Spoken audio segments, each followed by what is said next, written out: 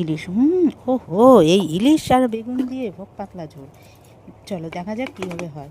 তো মাছগুলোকে ধুয়ে তার মধ্যে নুন হলুদ মাখিয়ে ভালো করে মাখিয়ে নিলাম। তারপরে কড়াইতে তেল দিয়ে তেলগুলো গরম হয়ে গেলে তারপরে এদিকে জিরে আর লঙ্কাটা পেস্ট করে নিলাম। মাছগুলো এদিকে ভাজতে দিয়ে দিয়েছি। মাছ ফ্রাই ভাজা হয়ে গেছে, মাছগুলোকে এবার তুলে নিলাম।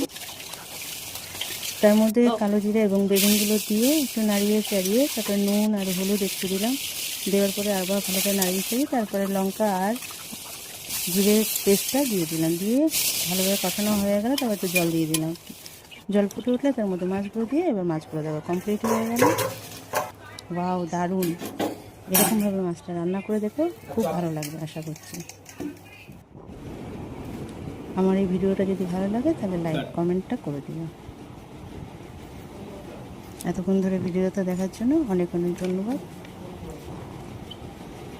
শুভ দুপুর, অনেক অনেক শুভেচ্ছা রইল। ভালো থেকো সবাই, সুস্থ থাকো। সবাই টেস্ট করো, দারুণ।